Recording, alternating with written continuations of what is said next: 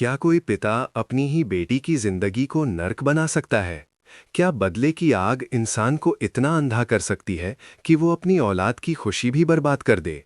और क्या सच्चा प्यार इतनी आसानी से हार मान लेता है? ये कहानी है ईशा और सूरज के उस प्यार की जिसे एक जिद्दी पिता ने तोड़ने की ठान ली। लेकिन किस्मत ने उस रात ऐसा खेल खेला कि सबकी जिंदगी हमेशा के लिए बदल गई। शादी के मंडप में किन्नरों के नाच के बीच अचानक एक ऐसा चेहरा सामने आया जिसे देखकर पूरे घर के होश उड़ गए, क्योंकि वो कोई किन्नर नहीं बल्कि ईशा का सच्चा प्यार सूरज था। और उसके आने से शुरू हुआ ऐसा तूफान जिसने हर रिश्ते की असलियत सामने ला दी। गुलाब सिंह अपनी बेटी ईशा की खुशी बिल्कुल भी देख नहीं पाता था। वो खुद को अपने परिवार का भाग्य विधाता समझता था और इसी घमंड में उसने अपनी ही बेटी की जिंदगी को जीते जी नर्क बना दिया। ईशा का दिल सूरज के लिए धड़कता था। दोनों एक दूसरे से बेहद सच्चा और गहरा प्यार करते थे, लेकिन गुलाब सिंह को ये रिश्ता बिल्कुल मंजूर नहीं था। उसकी नज़र में ये उसकी इज्जत के खिलाफ था कि उसकी बेटी किसी आम लड़के से प्यार करे। इसलिए उसने फैसला कर लिया कि चाहे कुछ भी हो जाए वो ईशा की शादी सूरज से नहीं होने देगा। बदले की आग में जल रहे गुलाब सिंह ने एक ऐसा फैसला लिया जिसने ईशा की जिंदगी बदल दी। उसने जबरदस्ती ईशा का रिश्ता आकाश से तय कर दिया। आकाश एक अमीर और रौबदार परिवार से था, लेकिन उसका स्वभाव बेहद घमंडी और बदतमीज था। उससे भी ज्यादा खतरनाक थी उसकी माँ, जो बेहद अकड़ू और चालाक औरत थी। शादी से पहले ही उसने गुलाब सिंह से साफ साफ कह दिया था, आप बिल्कुल चिंता मत कीजिए, आपकी बेटी को मैं अपने घर बहू बनाकर जरूर लाऊंगी, लेकिन उसे ऐसी तकलीफ दूंगी कि वो जिंदगी भर याद रखेगी। ये सुनकर गुलाब सिंह के चेहरे पर एक अजीब सी मुस्कान आ गई, क्योंकि यही तो वो चाहता था। उसके दिल में बदले की आग जल रही थी। उसे लगता था कि जिस तरह ईशा ने उसके खिलाफ जाकर सूरज से प्यार किया था, अब उसी का बदला वो अपनी बेटी को तड़पा कर लेगा। उधर घर में ईशा की शादी की तैयारियां धूमधाम से शुरू हो गईं। चारों तरफ रोशनी, सजावट और मेहमानों की भीड़ थी, लेकिन इन सब के बीच ईशा का दिल टूट चुका था। उसकी आंखों में आंसू थे, लेकिन वो मजबूरी में चुप थी। तभी शादी की रस्मों के बीच आकाश की एंट्री होती है। आते ही वो ईशा के सामने बेहद बदतमीजी से पेश आता है। वो ताना मारते हुए कहता है, क्या बात है मैडम जी, कैसी हो? सुना है तुम सूरज ब्रह्मचारी से बहुत बेइंतहा प्यार करती थी। उसके शब्दों में जहर था और उसकी आंखों में अहंकार। दरअसल आकाश जानबूझकर ईशा को तड़पा रहा था। शादी के माहौल को और रंगीन बनाने के लिए आकाश कुछ किन्नरों को बुलवाता है, ताकि वे नाच गाना करके सबका मनोरंजन कर सके। ढोलक की आवाज गूंजती है, किन्नर तालियां बजाते हुए नाचने लगते हैं और पूरा माहौल शोर और हंसी से भर जाता है। लेकिन उन किन्नरों के बीच एक ऐसा चेहरा भी मौजूद था जिसे देखकर पूरी कहानी पलटने वाली थी। वो कोई और नहीं बल्कि सूरज था, जो किन्नर का भेष बनाकर वहां पहुंचा था। सूरज का दिल अभी भी ईशा के लिए धड़क रहा था। वो सिर्फ एक ही सवाल का जवाब जानना चाहता था, आखिर ईशा ने उसे अचानक छोड़ने का फैसला क्यों किया? क्या वो सच में उसे भूल चुकी थी या फिर किसी मजबूरी में ये सब हो रहा था? नाचते नाचते सूरज धीरे धीरे ईशा के करीब पहुंचता है और घूंघट के पीछे से इशारों में उससे पूछता है, ईशा, जब तुम मुझसे इतना प्यार करती थी तो अचानक अपना फैसला क्यों बदल लिया? क्या तुम किसी मजबूरी में हो? प्लीज मुझे सच बता दो, मैं सब ठीक कर दूंगा। सूरज की आंखों में दर्द और उम्मीद दोनों थे, लेकिन ईशा कुछ बोल ही नहीं पाती। उसकी नई सास और आकाश की नजरें उस पर टिकी हुई थीं। डर और मजबूरी ने उसकी आवाज छीन ली थी। उसका दिल अंदर से टूट रहा था, लेकिन वो खामोश खड़ी रही। तभी अचानक आकाश की माँ को सूरज के अंदाज पर शक होने लगा। वो ध्यान से उसे देखने लगी और धीरे से बोली, मुझे लगता है ये कोई किन्नर नहीं है, बल्कि किन्नर के भेष में कोई लड़का है। ये सुनते ही माहौल अचानक बदल गया। आकाश हंसते हुए मजाक मजाक में एक किन्नर का घूंघट उठाने के लिए आगे बढ़ा, लेकिन जैसे ही उसने घूंघट उठाया, वहां मौजूद सभी लोगों के होश उड़ गए, क्योंकि घूंघट के पीछे कोई और नहीं बल्कि सूरज खड़ा था। सूरज को देखकर एक पल के लिए ईशा की आंखों में खुशी की चमक आ गई।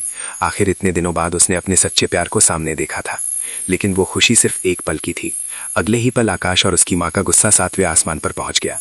आकाश की माँ तुरंत चिल्लाते हुए गुलाब सिंह से कहने लगी, मैंने पहले ही कहा था कि शादी से पहले ईशा किसी लड़के से नहीं मिलेगी, लेकिन अब तो उसका पुराना प्यार खुद यहाँ आ गया है। ये रिश्ता अभी के अभी तोड़ दीजिए। पूरे घर में हड़कंप मच गया। हर कोई हैरान था कि सूरज यहाँ कैसे पहुंच गया। स्थिति को बिगड़ता देखकर ईशा खुद आगे आती है। वो हाथ जोड़कर सूरज से कहती है, प्लीज सूरज, यहाँ से चले जाओ।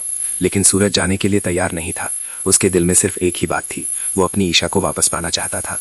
तभी आकाश के चेहरे पर एक खतरनाक मुस्कान आती है और वो सूरज को एक चुनौती देता है, अगर तुमने मुझे पंजेबाजी में हरा दिया तो तुम्हें यहाँ रहने दिया जाएगा, लेकिन अगर तुम हार गए तो तुम्हें हमेशा के लिए ईशा को छोड़कर जाना होगा। सूरज एक पल के लिए चुप हो जाता है, क्योंकि उसे समझ नहीं आ रहा था कि ये खेल किस दिशा में जाएगा।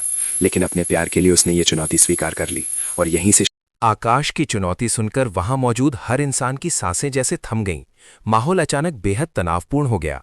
ईशा के दिल की धड़कनें तेज हो चुकी थीं, क्योंकि वो अच्छी तरह जानती थी कि ये सिर्फ एक खेल नहीं था, बल्कि उसकी और सूरज की किस्मत का फैसला होने वाला था।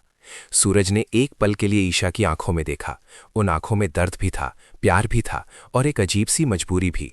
लेकिन सूरज ने बिना कुछ कहे आकाश की चुनौती स्वीकार कर ली। चारों तरफ लोग घेरा बनाकर खड़े हो गए। आकाश और सूरज आमने सामने आ गए। दोनों ने पंजा लड़ाने के लिए हाथ मेज पर रखा। आकाश के चेहरे पर घमंड भरी मुस्कान थी, जबकि सूरज की आंखों में सिर्फ एक ही जिद थी, अपने प्यार की सच्चाई साबित करने की। मुकाबला शुरू हुआ और दोनों ने पूरी ताकत लगा दी। सूरज वैसे तो बहुत ताकतवर था, उसने पहले भी कई लोगों को अपनी ताकत से हरा दिया था, लेकिन आज की लड़ाई अलग थी। यहां सिर्फ ताकत नहीं, बल्कि हालात भी उसके खिलाफ थे। अगर वो जीत जाता तो गुलाब सिंह का गुस्सा ईशा पर टूट पड़ता और शायद सूरज की जान भी खतरे में पड़ जाती। ये बात ईशा भी समझ रही थी, इसीलिए उसने एक ऐसा फैसला लिया जिसने सूरज का दिन हमेशा के लिए तोड़ दिया।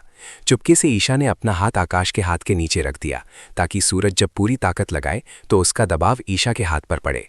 जैसे जैसे सूरज ताकत लगा रहा था, ईशा के हाथ में दर्द बढ़ने लगा।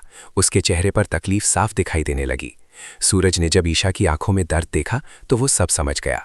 उस पल उसे एहसास हो गया कि ईशा अभी भी उससे उतना ही प्यार करती है, लेकिन किसी बड़ी मजबूरी में फंसी हुई है।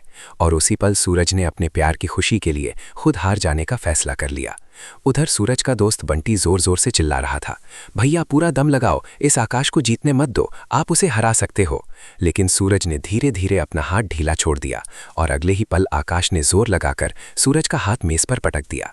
मुकाबला खत्म हो चुका था और सूरज हार चुका था। ये देखकर गुलाब सिंह के चेहरे पर जीत की मुस्कान फैल गई।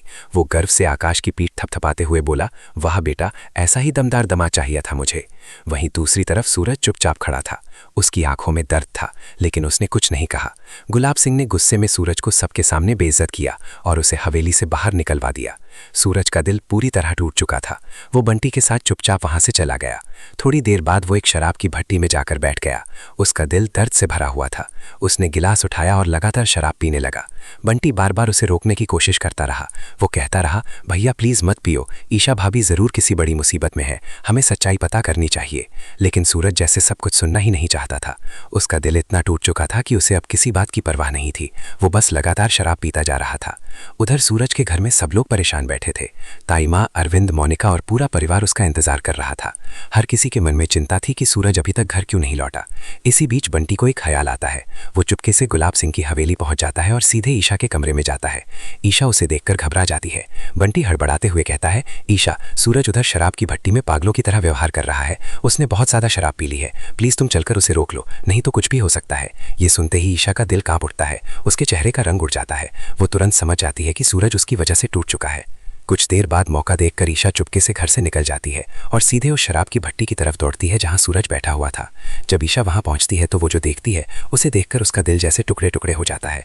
सामने सूरज नशे में पूरी तरह टूट चुका था। उसकी आंखें लाल थीं, चेहरे पर दर्द साफ दिखाई दे रहा था और उसके हाथ में शराब का गिलास कांप रहा था। वो बार बार वही एक बात बड़बड़ा रहा था, क्यों ईशा, आखिर क्यों? ईशा ये सब देखकर खुद को रोक नहीं पाती। उसकी आंखों से आंसू बहने लगते हैं। वो दौड़कर सूरज के पास जाती है। उस इंसान को उस हालत में देखकर उसका दिल फटने लगता है, क्योंकि जिस इंसान से वो सबसे ज्यादा प्यार करती है, आज वही इंसान उसकी वजह से बर्बाद होता नजर आ रहा था। और उसी पल ईशा के मन में एक सवाल उठता है, क्या अब वो सच बता दे? क्या वो सूरज को अपनी मजबूरी समझा पाएगी, या फिर ये प्यार हमेशा के लिए बिखर जाएगा? कहानी का अगला मोड़ उनकी जिंदगी हमेशा के लिए बदलने वाला था। अगर आप चाहें तो